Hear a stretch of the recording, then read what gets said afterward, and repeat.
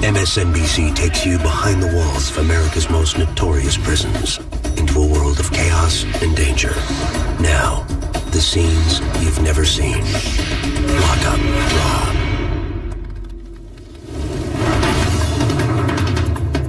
At any prison, there are essentially two sets of rules. There are the rules of the administration. The other set of rules are the inmates' rules themselves, the convict code. They got their rules, we got ours. The convict code is you don't get in other people's business. You don't let nobody know your business. You don't tell on nobody. You stick with your own race. You don't talk to other people. You might stare at a person. He might consider that a sign of disrespect. Any inmate will tell you that's the set of rules you follow first.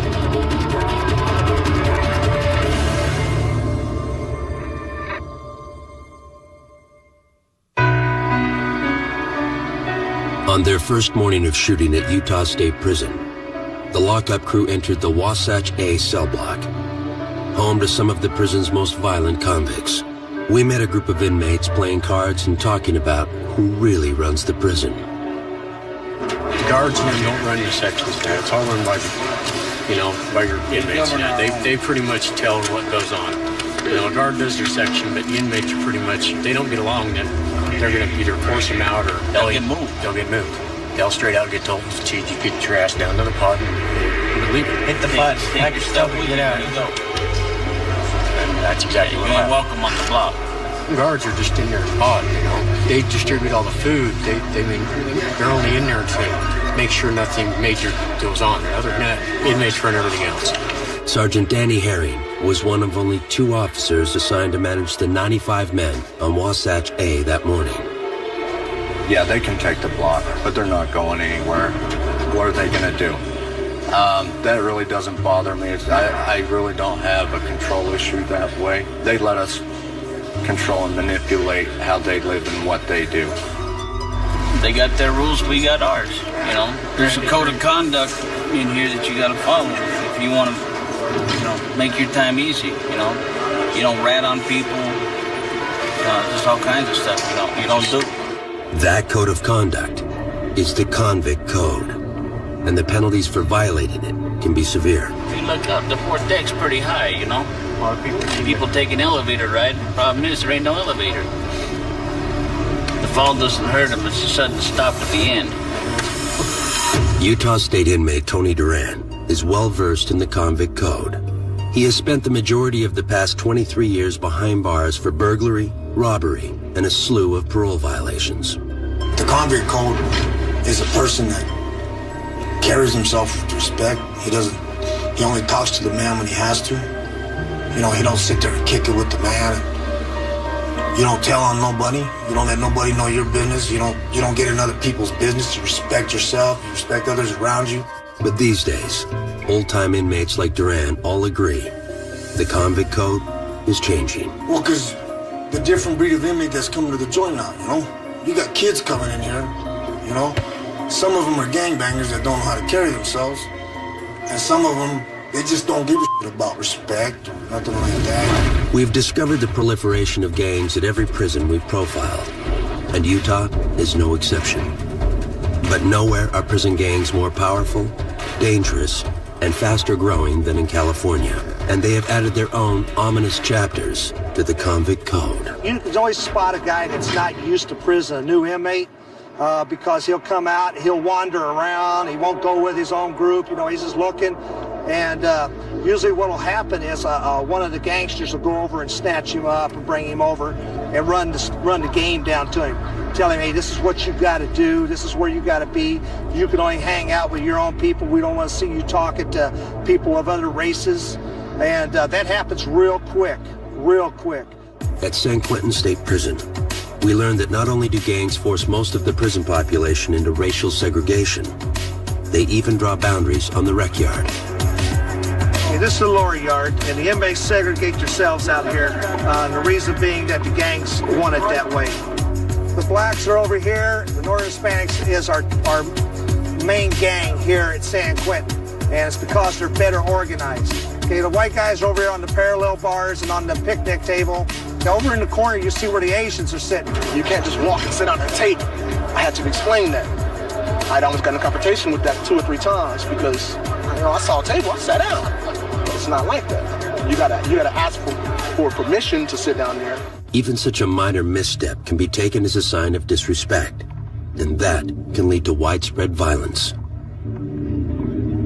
Though correctional staff is constantly on the lookout for weapons, it's well known that many on this yard are armed for battle, and none more so than the northern Hispanics.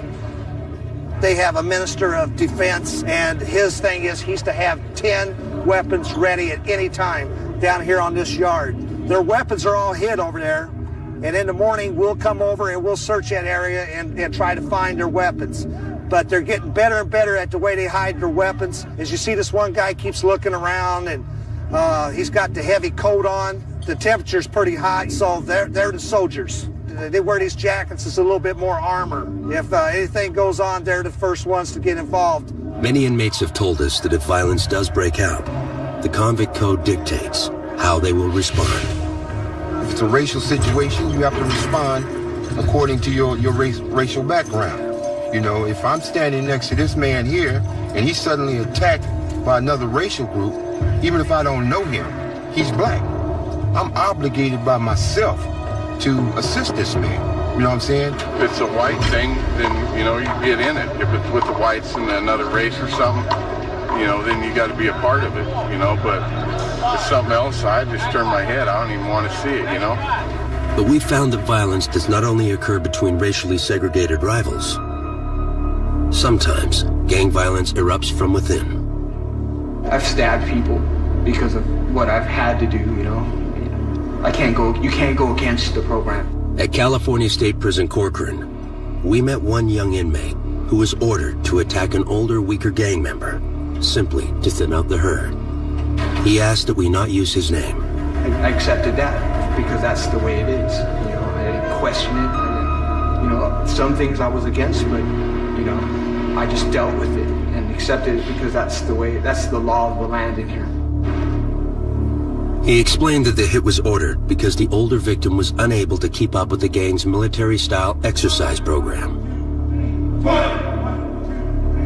He couldn't keep up with the exercise. That was the reason. This is how stupid this is. The dumb reasons they have in here. And when I did speak up for him, it was placed on me. Well, since you're speaking up for him, then you'll deal with it. I dealt with it because that's what it was about. The older inmate survived the stabbing, and his assailant quit the gang. Finally, I made my stance and went against it. Now I'm a Christian, and I go for that.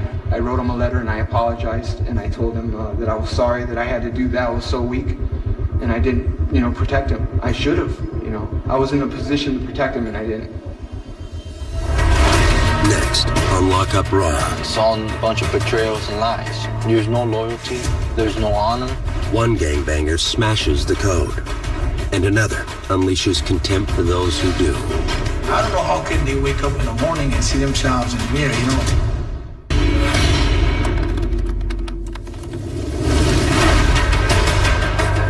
The unwritten rules that inmates live by in prison are known as the convict code.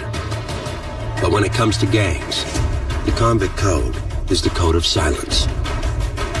Talking about gang business can get members killed. They got rules and we got rules within the rules. Among our own peoples or among different races, but we have to deal with it. I can't elaborate too much on it, The subject was clearly off the table when we sat down at Pelican Bay State Prison with Raul Leon, alleged to be one of the leaders of the most powerful prison gang of all, the Mexican Mafia. How powerful is the Mexican Mafia here at Pelican Bay? I don't even touch on that right there. I don't speak on it myself, Raul Leon had such influence throughout the state by assigning individuals to represent him. He would have people assaulted. He would have riots take place on his orders.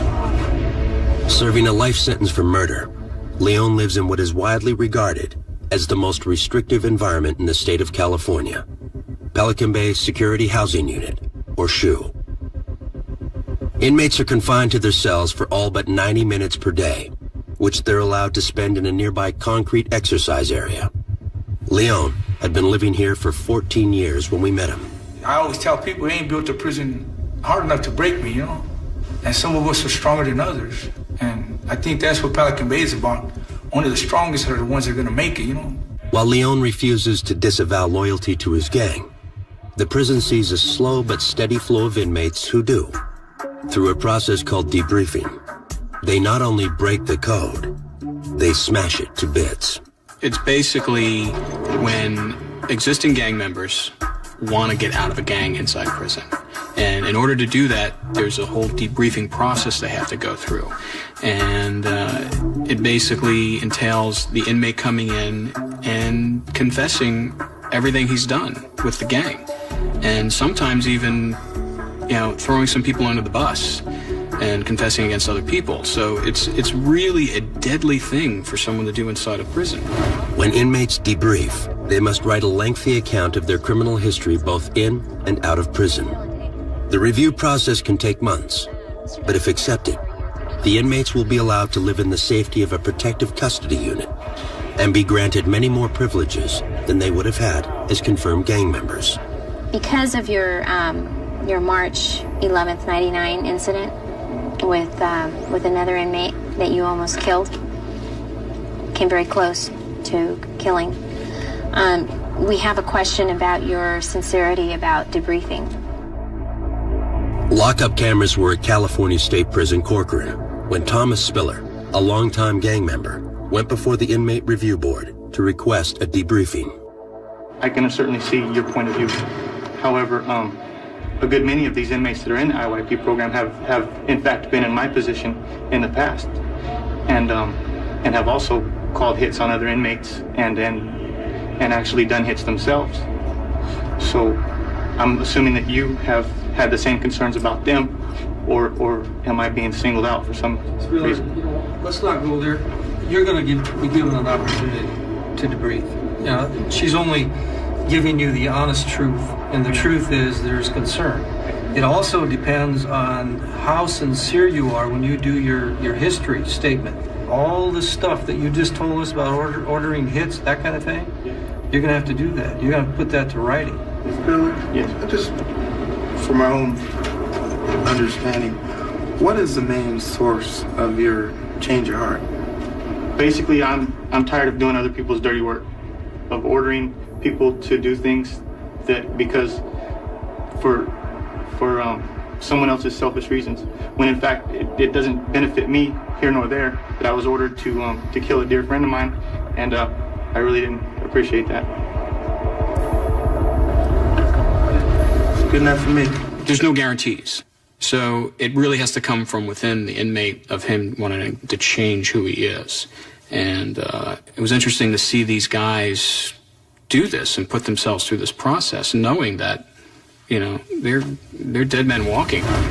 For now, Spiller will stay in a transitional housing unit with other inmates who are also in the debriefing process. All men that Raul Leon despises.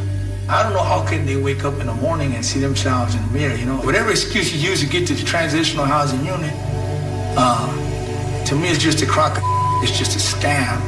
It's individuals just trying to play the last card they have, saying, hey, you know what? I gotta get out of here. The only thing good about them debriefers and rats is that they can never return back to their neighborhoods. They're ostracized. Leon's anger is aimed at men like Miguel Perez, once a high-ranking member of the Mexican Mafia himself. Perez had already left the gang several years before we met him, and he's not looked back. As for what soured myself on the gang life, in all honesty, I opened my eyes to see it for what it is. It's all a bunch of betrayals and lies. There's no loyalty, there's no honor, there's no respect. I've seen too many innocent people being targeted that had nothing to do with the gang life. Just because one of their family members were a part of it, you ain't supposed to target innocent people. But Perez left us with a piece of advice for any inmate thinking about joining a gang. My word of advice to him is to remember two things. One, that he's not in control of his life. Because as long as he's a part of this gang, there's someone he has to answer to. Whether he believes he's his own man, that's a myth, because someone's running his program. So he could walk around with his head puffed up, his chest out and everything, and think that he's Billy Badass, but he's gonna follow orders just like anyone else. For every badass, there's someone badass.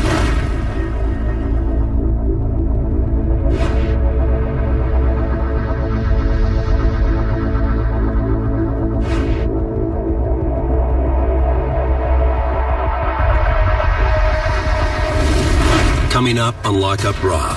I am a man that is attracted to young women. God forbid. 99% of us are. How the convict code applies to sex offenders. On mainline, they walk around and they slide a knife under your door. Here, kill your cellie, or we kill you when you come out.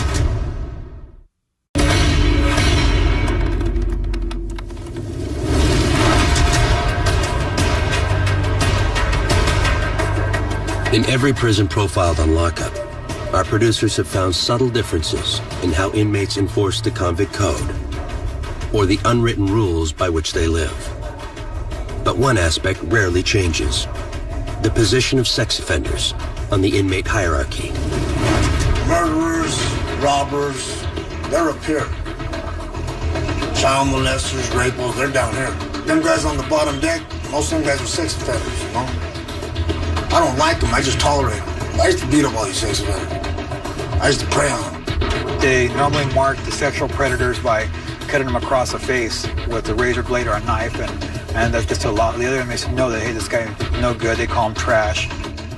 We even met a pair of brothers who wouldn't hesitate to extend the convict code to their own father. My father was in here for, I don't know the exact charge, but he was in here for messing with kids. And, you know, I ain't cool with that.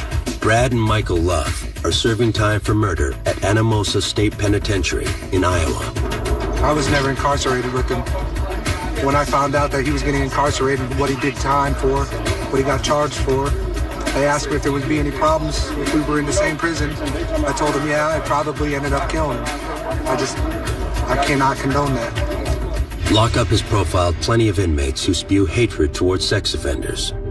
But we've also introduced viewers to those on the receiving end.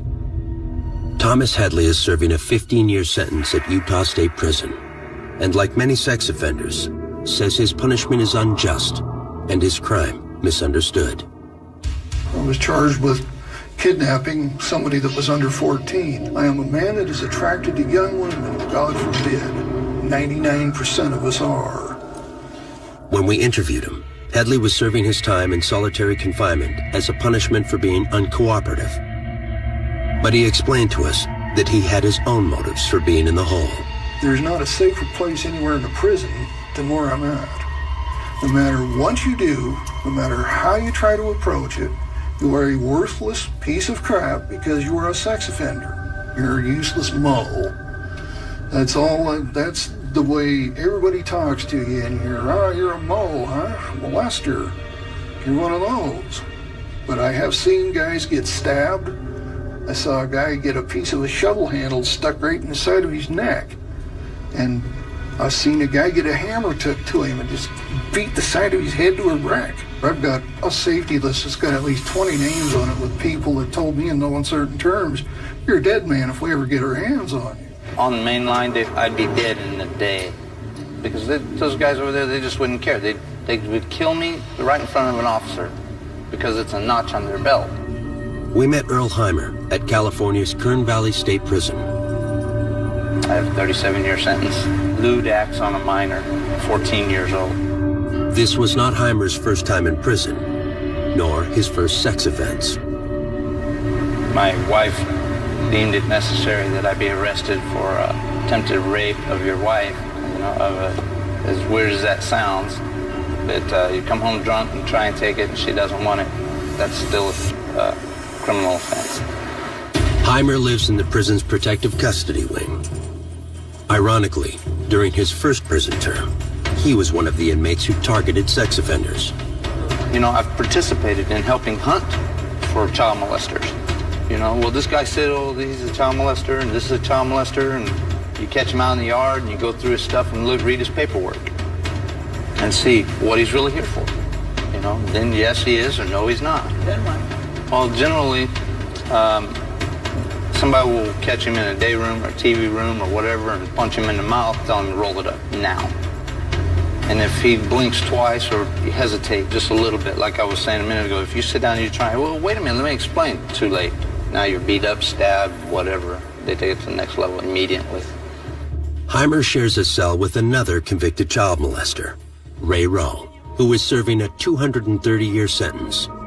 Even though he is in protective custody, Rowe rarely leaves his cell out of fear for his safety. I don't know whether someone's going to try to take me out for the day so with. Every time I go to chow, every time any sex offender goes to chow, or goes out of their cell, and sometimes even in your cell, can I go to sleep with this person in here? You're pretty vulnerable when you're sound asleep. Heimer and Rowe have worked out an uneasy trust, if not a friendship. We managed to either read or watch TV or stay out of each other's way. Yeah, You have to. draw. Yeah. We can draw. I draw in the afternoons sometimes. And generally, like he said, we watch TV. He got the television and kind enough that I go watch it just as much or more than he does.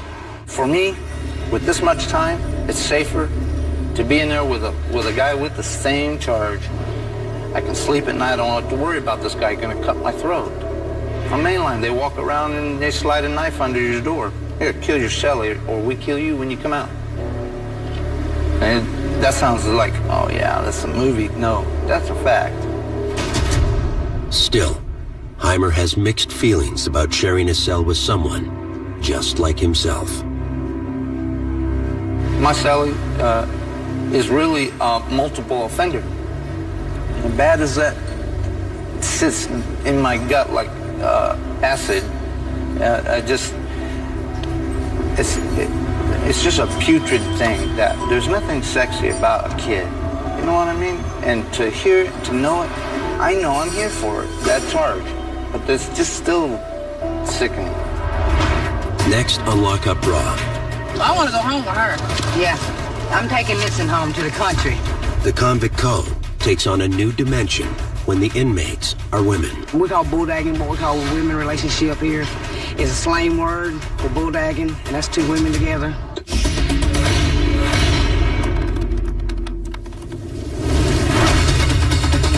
The vast majority of prisons we visited over the years have been male institutions. But when we've taken our cameras inside women's prisons, we've met inmates living by a very different convict code. The biggest difference between male and female inmates and how they get along with each other is basically looked at in two ways. One, male inmates tend to find gangs to get involved with. It's their kind of security blanket and protection. On the other hand, females find it through interpersonal relationships. There's much more drama. There's much more bonding in the sense of, establishing kind of almost marriages. We found that to be the case when we visited the North Carolina Correctional Institution for Women. Because in here, there's so many people against us in here, it's hard to find somebody that's with you, that's gonna have your back in this institution, just like somebody would have your back on the street. And that friendship usually will turn into something more. Women like women, men like men. Oh, well. I want to go home with her. Yeah, I'm taking Nixon home to the country. Let that be on TV. It's just love, just like marriage. That's right. Same thing. It's different. It's more complicated. It's hard to find somebody in here, though, that'll keep it real with you. Real strong, because a lot of women in here mess it up. They lie on you. Yeah. Ladies, y'all put some space in between y'all. Physical intimacy is against the rules. But during our shoot here, we met one of our more memorable inmates, and she made no secret of her active sex life. My nickname is Heavy D, and why I have it is because my middle name is Dawn, and I'm just heavy, so they just call me Heavy D. They call me the overweight lover Heavy D, so I just stuck with it. Heavy D is 37-year-old Pamela Braswell. When we met her, she was serving her 7th prison term, this time for DUI. I'm not very good at obeying rules. I try, but I have a very smart mouth on me. What they gonna do, lock me up?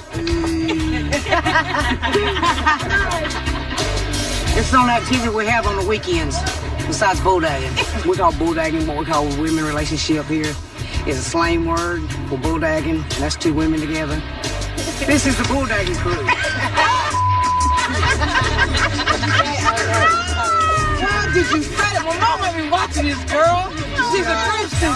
I have a girlfriend here, but I don't. I have several girlfriends. She's just not my special girlfriend. I have 2 or 3 girlfriends. Who's that? Teresa. Who is it? It's my wife. Your wife? Yeah. I've been with my wife about 3.5 years. Does your wife know about your girlfriend? No. No, but she knows I'm a player. I gotta do what I gotta do to survive in prison. And Heavy D is always looking to add new arrivals to her brood. You know, you got some that's gay like me that come off the streets that's really gay, and then we have some in here that just haven't been with women and curious and want to try it, so they get mixed up in here. 9 times out of 10, they get turned out. And that means a woman turns them out. That means they have sex with a woman and they end up getting turned out. What's turning out mean? Turning out means they get a hold of a woman, they get lonely. As soon as they do the damn thing, it's all she wrote. I mean, for real. Yeah, they just and then they get stupid. You wasn't gay before you come in here, though, was you? Nope. Other women at North Carolina built committed monogamous relationships. But those relationships still clash with prison policy. We have situations where inmates begin to value one another more than they do following the directives of the authorities here. They are a security issue. No! The first time lockup cameras rolled tape on North Carolina inmate Jennifer Porter, she was trying to get a glimpse of her girlfriend and fellow inmate, Danica Cox, out on the prison yard. Oh, she's gone! Ah! What happened? She's gone. At the time, Jennifer was restricted to a solitary confinement cell as punishment for fighting with another inmate.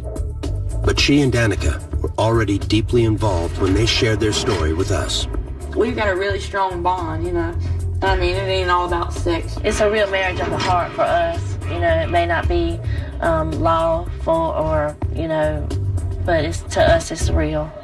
At the time of the shoot, Jennifer's confinement prohibited any contact with Danica.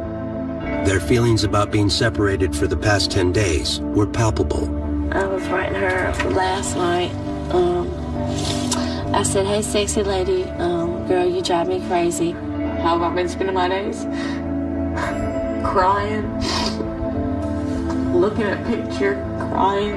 And I said, I feel so dead inside without you. And I said, my eyes don't shine. I said, my eyes don't shine and everything looks so great. Today was the first day I've smiled, and that was because I seen her through a crack at the top of a window. The only chance they have of being reunited soon is if Jennifer's fighting charge is dropped or reduced at her disciplinary hearing. The outcome could be the difference between seeing Danica within a matter of hours or months. So the SC's read you your rights on March 15th. You understand your rights? Okay. So I'm going to charge you with the C4. I'm going to dismiss the C3 because the officer said when she gave you the directive to stop, you did stop, okay? How do you plead? Guilty. Jennifer's guilty plea on the lesser of the 2 charges means she will be out of solitary in 12 days, sooner than she thought. Oh my God, Mr. Campbell, did you see Danica outside? Anxious to see Danica, Jennifer starts to inquire about her to the lockup crew. Did you see Danica outside? I'm not even here. Meanwhile, a second lockup camera has located Danica, now waiting outside. Why can't I ask you You can ask, but, you know, I mean, we're not allowed to say anything. Oh, they playing mind games.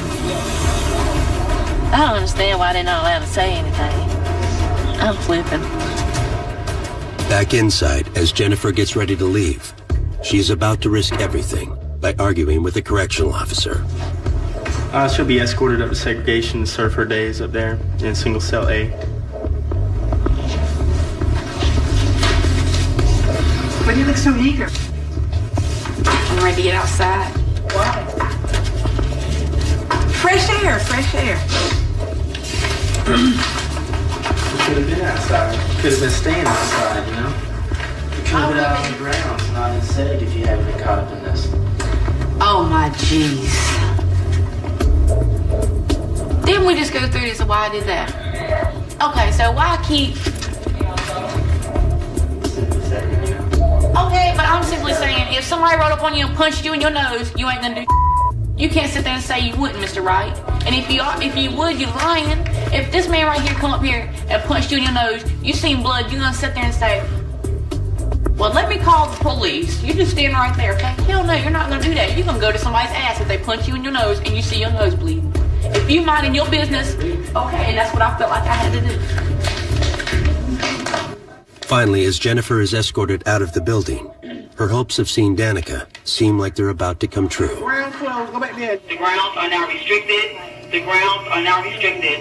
All unassigned inmates report to your norms. But with the yard shut down for the day, Jennifer can only call out to Danica's cell block in hopes that she might be seen or heard.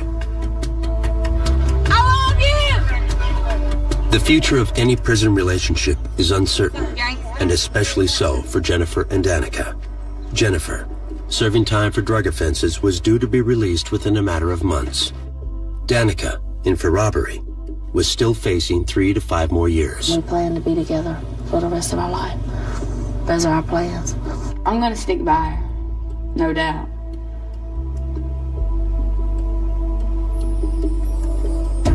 It may sound crazy, but I'll probably end up even coming back. The reality is that she could come back here to be with me. Oh. Get another charge.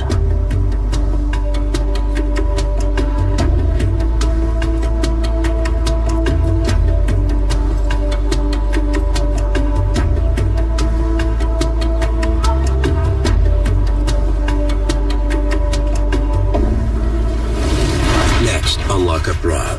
A lot of people here can't deal with rejection, especially coming from transsexual. A place in the code for gays and gay predators.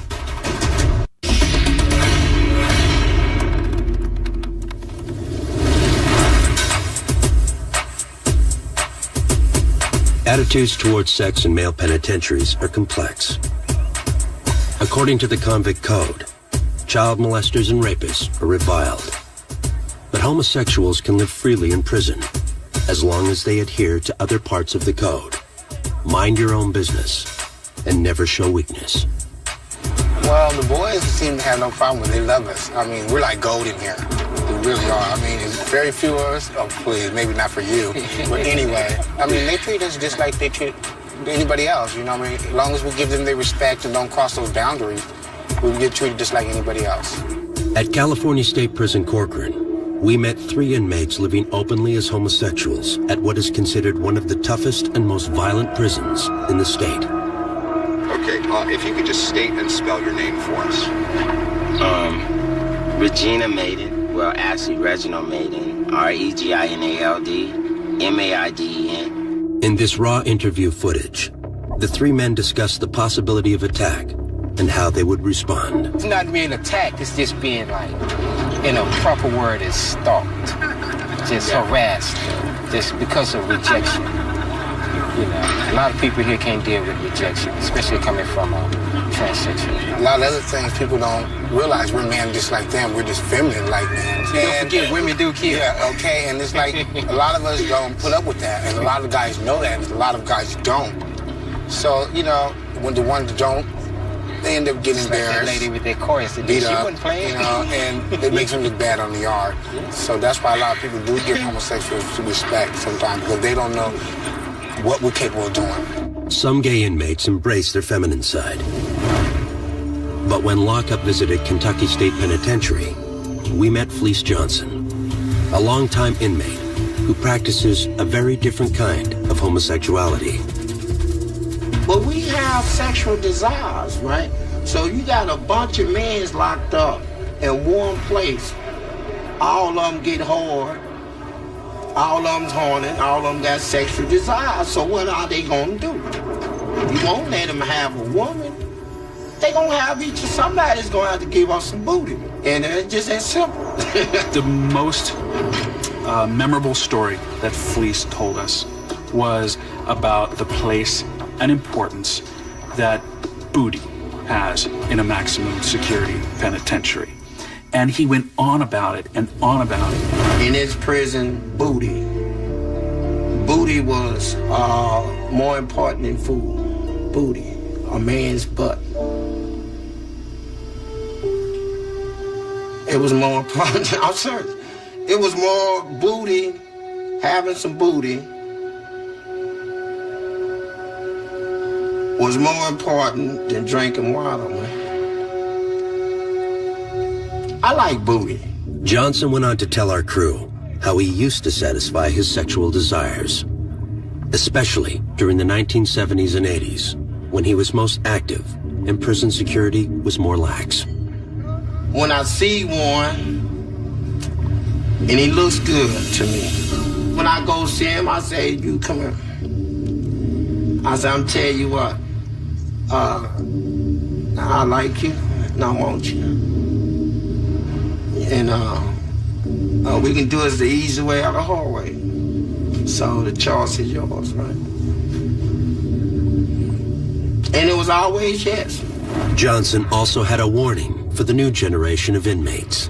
They might be asking for trouble from old-timers. You know, they got this thing where they sag their pants past their butt. It's a style. They call it some sort of gangster style. You know, it's sexy to us, right?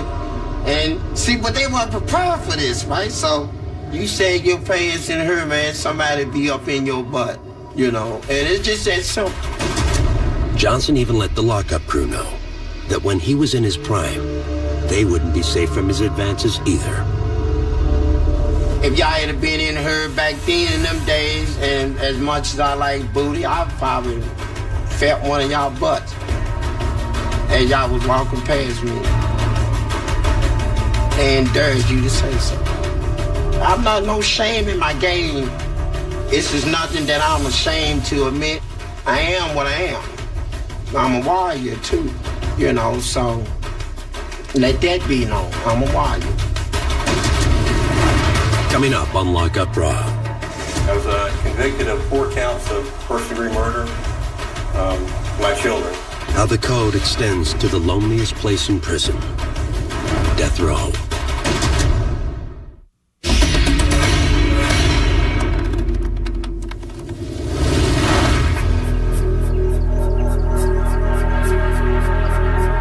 For convicts with a death sentence, rules of any kind might seem irrelevant. But a chapter of the convict code even extends to death row, a place lockup has visited many times. There's an unmistakable feeling when you walk onto a death row at a prison. Everywhere else in the prison is alive with bustle, with noise. They're loud places. When you walk on death row, it's completely silent. It is eerily silent. Randy Height, convicted of double murder and armed robbery, has been on death row at Kentucky State Penitentiary since 1995. We have one of the most well-behaved units in the institution. Well, you can't say that we ain't got nothing to lose. We've got plenty to lose, you know. We have whatever privileges we do have, you know, that can be wiped away in a heartbeat. But that's not the only reason death row inmates are often the best behaved. Their basic behavior is directly related to them being able to say in their clemency plea that we were good guys while we were there. We didn't create havoc, we weren't violent, we weren't all of these things, and try to obviously portray the good things that they've done while they've been incarcerated. I have a hope that one day that I can be out of prison, you know, even though that hope might be small. I know that what I've done was wrong. I deserve to be where I'm at. I've accepted whatever might come. What the future holds for Height is not yet certain. His case is still on appeal. But one day, he might take the same walk our lockup crew took when they shot at Kentucky State. Kentucky is one of the states that actually still has an electric chair. And I had asked Warden Haverhill, and you know, we want to make sure that we get a shot of the electric chair. So we go to the end of the corridor in 3-cell house where they keep the execution chamber. And I remember he opened the door and there was old Sparky. And it was unforgettable. This is the electric chair, which is maintained by the Kentucky State Penitentiary in order to complete executions by electrocution. It was originally built somewhere in the 1900s. It's just leather and wood and metal, like any other chair. But there's this unmistakable feeling. You know people die there. Some of Kentucky's death row inmates can choose between the electric chair and lethal injection. That's also the case in the neighboring state of Tennessee. And when we visited there, we met a death row inmate who soon would face that decision. And as far as Daryl Holton was concerned, the sooner the better. I was convicted of 4 counts of first-degree murder. My children. Throughout the entire interview, Holton spoke in a calm, coherent manner about what led to his nightmarish actions. Got out of the Army, divorced my wife, had custody of my children. Reconciled with my wife, the reconciliation didn't work. And I hit her. I struck her. She got custody of the children and pretty much factored me out of the picture. Then, on November 30th, 1997, Holton picked up his 4 children, ranging in age from 4 to 12, to take them Christmas shopping. Instead, he shot each one through the heart. I miss them, but no, I can't say that I felt any remorse. While many death row inmates filed numerous appeals to delay their execution, Holton dropped all of his. I do think that the death penalty is appropriate in some cases. And I've got a low tolerance for someone claiming that they didn't do something that they actually did. There was no factual dispute about what happened. There was none. It wasn't a question of who did it. There's no doubt.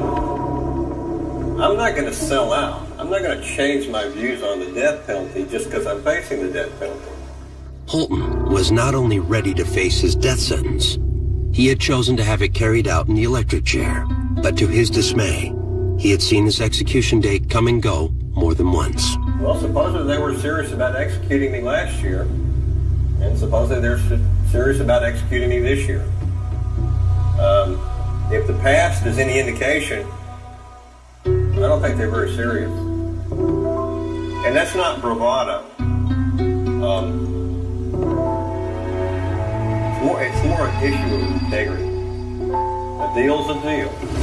Back at Kentucky State Penitentiary, Randy Height made it clear he's not as eager to face death as Holton, but he's ready for it, nonetheless. I'm extremely sad for what I've done. It hurts me knowing that I went to the level that I went. And if there was any way possible for me to be healed or corrected, believe me, it would be done. It's an impossible situation, not only for me, but for everybody involved, you know. And I'm not saying that they're to get out of an execution or because, like I said, I'm ready. If you want to kill me, let's go. I'm ready to go.